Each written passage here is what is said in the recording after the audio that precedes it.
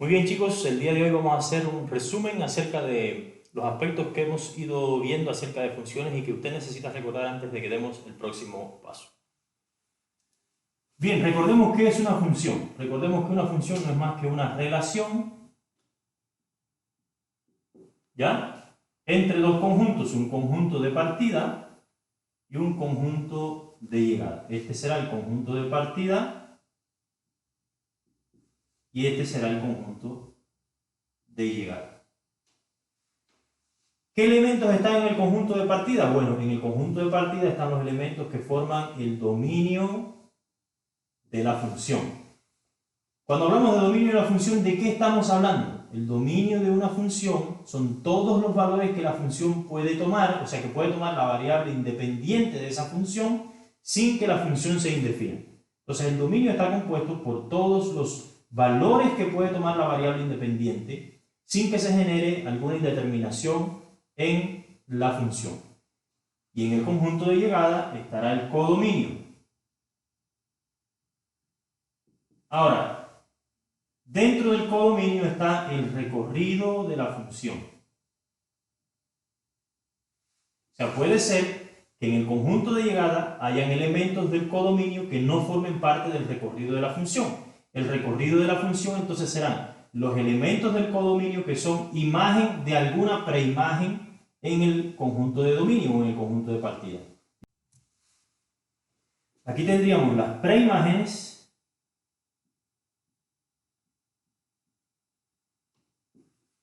y acá tendríamos las imágenes.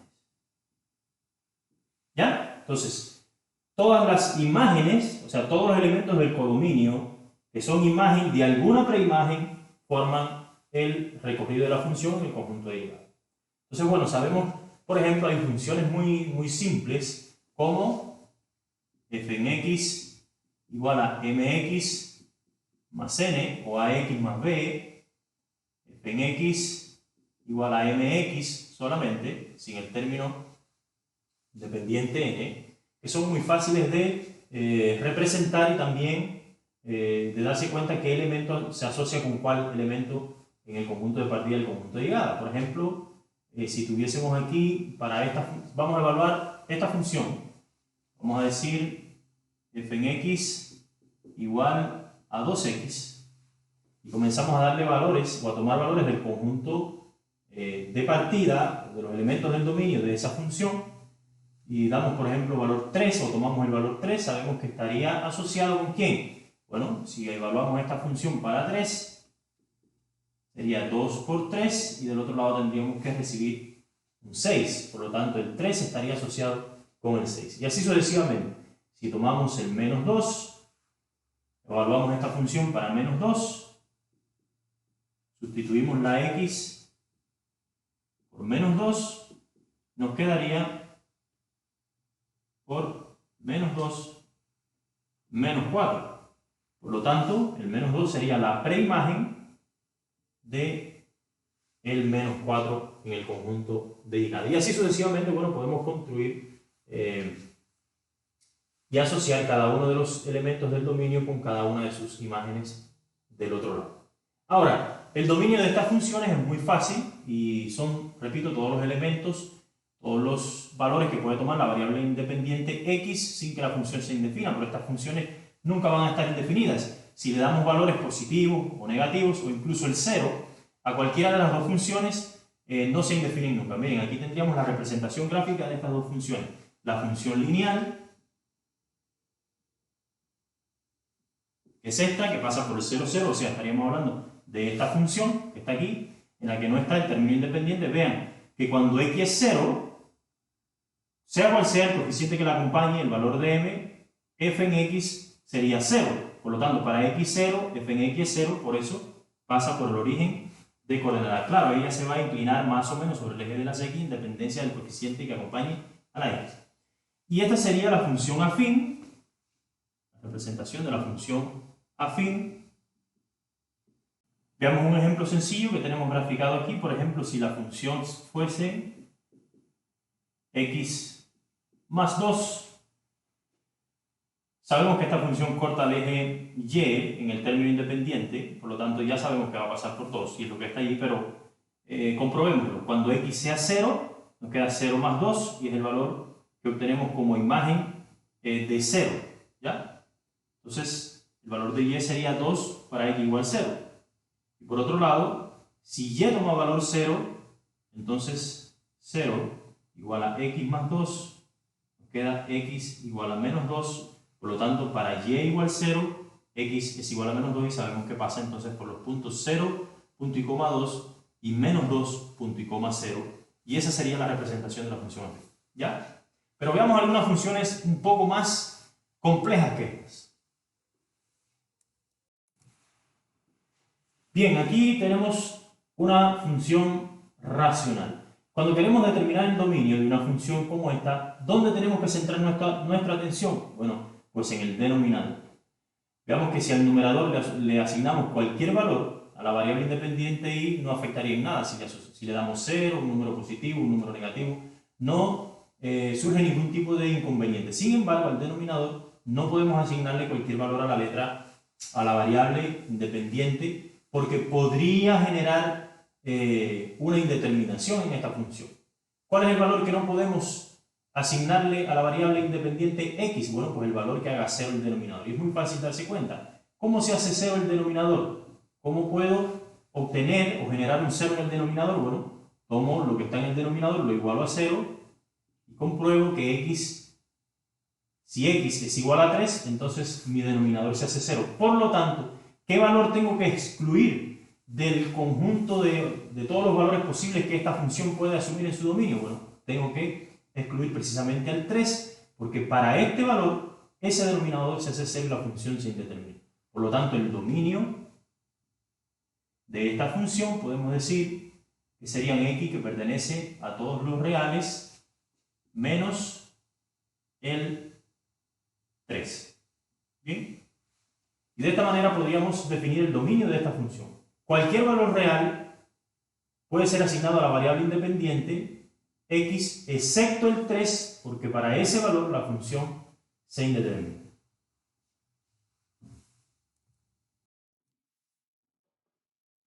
¿Qué vamos a tener en cuenta en una función radical como esta? Bien simple para iniciar. Bueno, pues sabemos que la cantidad subradical de una raíz con índice par no puede ser negativa. No podemos calcular la raíz de menos 3, ni la raíz de menos 5. O sea, las raíces de índice par no las podemos obtener para cantidades negativas en los números reales. Por lo tanto, ya sabemos que la cantidad subradical, x menos 1, tiene que ser mayor o igual que 0. ¿Para qué valores de x aseguramos que la cantidad subradical va a ser mayor o igual que 0? Bueno, pues para x mayor o igual que 1.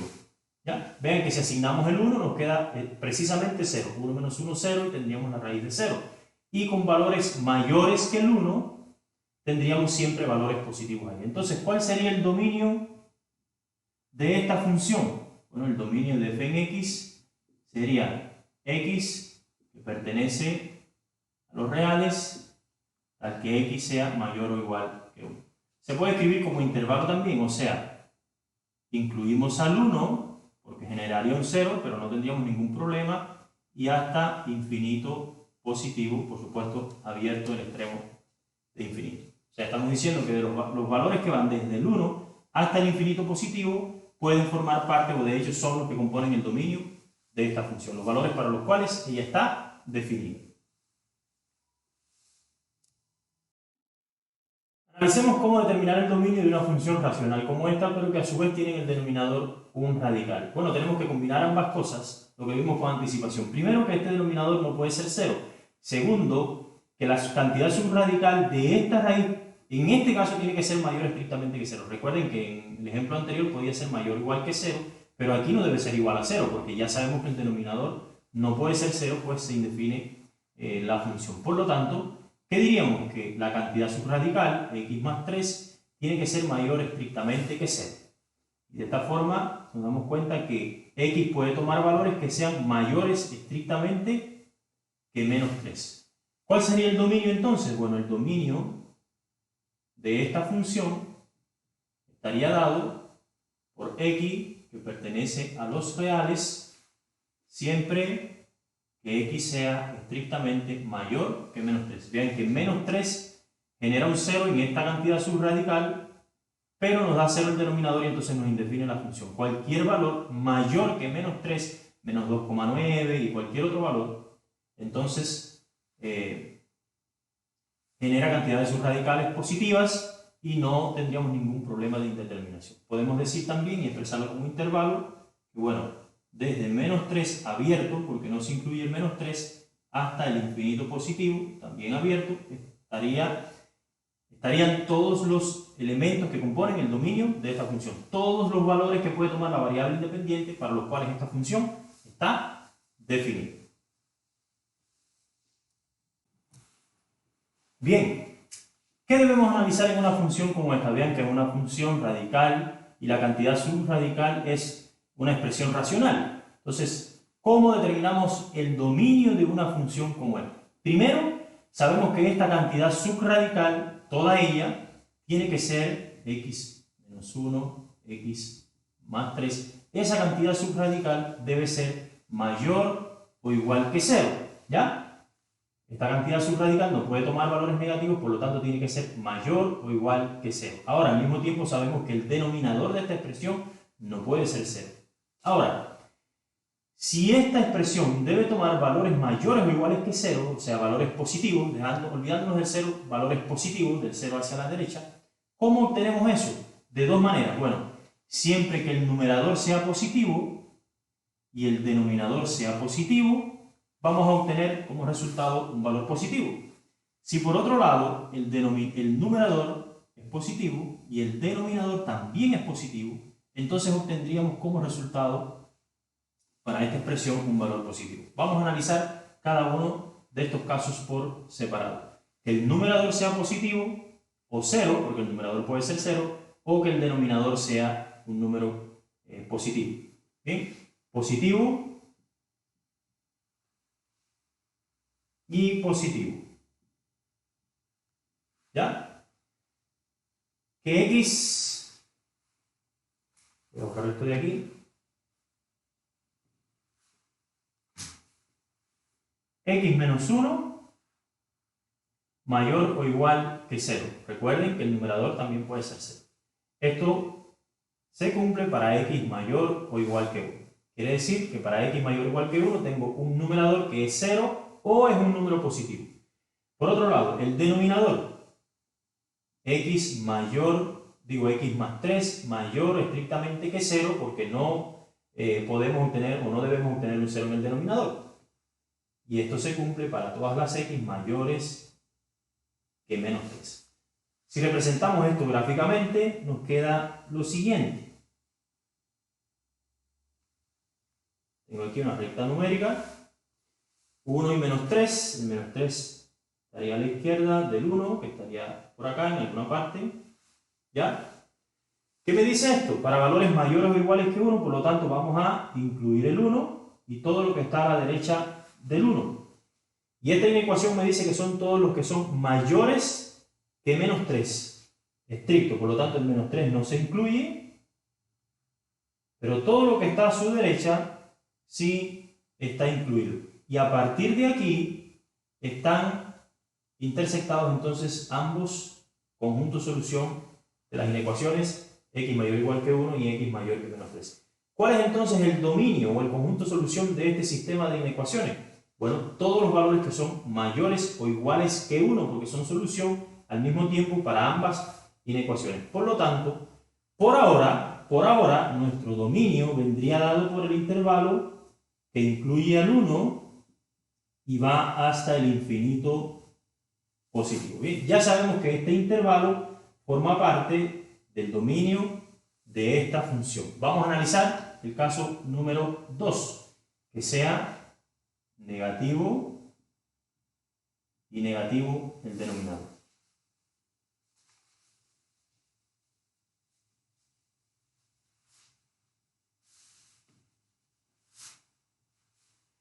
Bien, ¿cómo obtengo un valor negativo en el numerador? Si x menos 1 es menor o igual que 0. Y esto se cumple o se obtiene para valores que son menores o iguales que 1. ¿Cómo puedo obtener un valor negativo en el denominador? Bueno, pues x más 3 tiene que ser menor estricto que 0. Recuerden que no puede ser igual porque está en el denominador. Y esto es posible para x que tomen valores, o sea, siempre que la x tome valores que sean menores que menos 3. ¿Qué tenemos aquí? Vamos a representar ahora en una recta numérica estas inecuaciones. Dice x menor, tenemos ahora el menos 3 y tenemos al 1, ¿cierto? Aquí me dice que son todos los valores menores que 3, o sea, que menos 3, o sea que el menos 3 no está incluido, y a su izquierda está el conjunto de solución de esta inecuación. Y esta inecuación tiene su solución para todos los valores que son menores o iguales que 1, por lo tanto el 1 está incluido, y todo lo que está a su izquierda forma parte del conjunto de solución de esa inecuación. ¿Dónde se produce la intersección de estos intervalos? Bueno, pues aquí, ¿cierto? Para todos los valores que son menores estrictos que menos 3, está el conjunto solución de este sistema de inecuación. O sea, los valores que satisfacen a ambas inecuaciones al mismo tiempo. Por lo tanto, tendríamos un intervalo que viene desde menos infinito, abierto por supuesto, hasta menos 3, abierto, pues el menos 3 no se incluye. Bueno, ¿cuál sería entonces el dominio de la función que estamos analizando? Sería la unión de ambos intervalos. Este intervalo, o sea, el dominio de f en x, vendría dado por el intervalo que está desde menos infinito hasta menos 3 abierto, unido con el intervalo que va desde 1 hasta el infinito positivo abierto.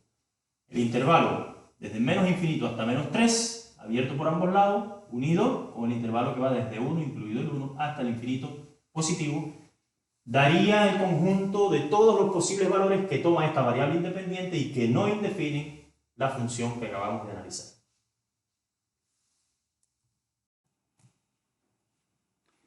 Hay un método que es bastante sencillo y que les quiero explicar en el día de hoy para determinar el dominio de funciones que yo creo que les puede servir de mucha ayuda. Este método se conoce como el método de la rejilla, la parrilla, las cruces, el cementerio, en fin, tiene muchas tablas de signos también. El del cementerio es el que menos me gusta, pero sea rejilla, parrilla, tabla de signos, ustedes van a ver que es un método extremadamente simple y que conduce a un resultado correcto, por supuesto, y que les puede servir de mucha utilidad en el trabajo con funciones, sobre todo, bueno, para determinar el dominio de funciones. Y vamos a seguir con este mismo ejemplo. Miren, ¿qué es lo que vamos a hacer? Vamos a hacer, como el nombre del método lo indica, una especie de tabla o rejilla en la que vamos a tener estos términos representados y sus puntos críticos. ¿Cuáles son los puntos críticos? Bueno, los puntos que hacen 0 a estos términos que están acá. ¿Cómo sería? Miren, vamos a representar el x menos 1, vamos a representar el x más 3, ¿ya? Y vamos a representar ahora de forma vertical sus puntos críticos. No importa que estas líneas no queden derechas, ¿ya? Vamos a tener aquí también una recta numérica. Para acá estaría, por supuesto, el infinito positivo. Vamos a hacer ese infinito un poco mejor. Para acá el infinito negativo. Y aquí vamos a tener en estas intersecciones los puntos críticos, repito, los puntos que hacen 0 a estos términos que están acá, ¿ya? Ahora, ¿cuál es el punto crítico de este término? ¿Cuál es el valor que hace 0 a esta expresión? Bueno, x igual a menos 3. Entonces aquí estaría el menos 3. ¿Bien? ¿Cuál es el punto crítico para este término? O sea, el valor que hace 0 a esta expresión es x igual a 1. Entonces aquí tendríamos al 1.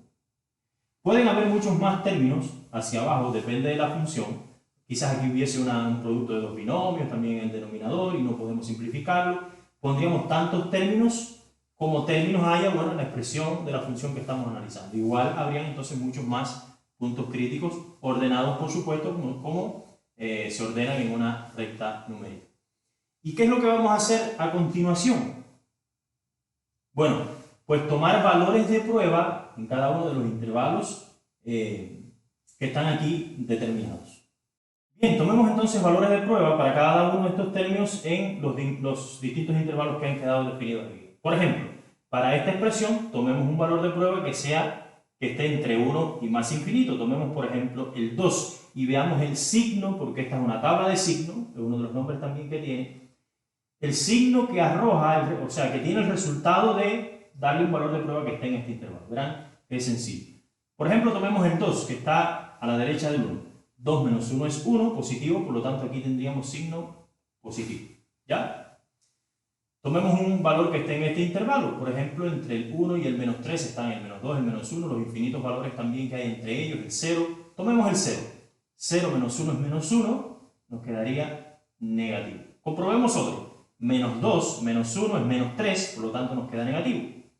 Y un valor que sea menor que menos 3, o sea que esté del menos 3 y hacia el menos infinito, por ejemplo el menos 4, si sustituimos menos 4 menos 1, nos queda menos 5, por lo tanto el signo que arroja es también negativo.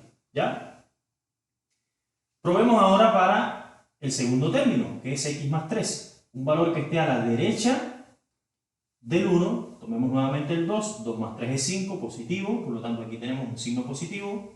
Uno que esté aquí entre el menos 3 y el 1, tomemos nuevamente el 0, 0 más 3 también es positivo. Y uno que sea menor que menos 3, o sea que esté entre menos 3 y menos infinito, tomemos el menos 5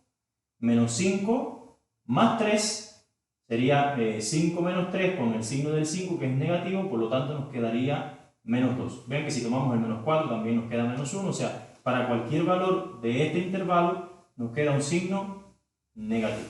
¿Ya? Entonces, para este término tengo positivo, negativo, negativo, y para este tengo positivo, positivo y negativo. Ahora, recuerden, y esto lo sabemos analizando esta expresión racional, que, miren, tenemos la intersección de este menos 3 viene de esta columna y esta fila, por lo tanto aquí tenemos el menos 3, pero sabemos que el menos 3 no podemos incluirlo porque está en el denominador. Aquí yo no puedo darle valor de menos 3 a la variable independiente x. Sin embargo, el 1, que viene de esta fila y esta columna, sabemos que sí lo podemos incluir. ¿Por qué? Porque está en el numerador. Por lo tanto, ese valor sí puede formar parte del dominio de la función. ¿Ya? Entonces sabemos que el menos 3 no, porque viene del denominador, pero el 1 sí, porque está en el numerador y puede estar incluido.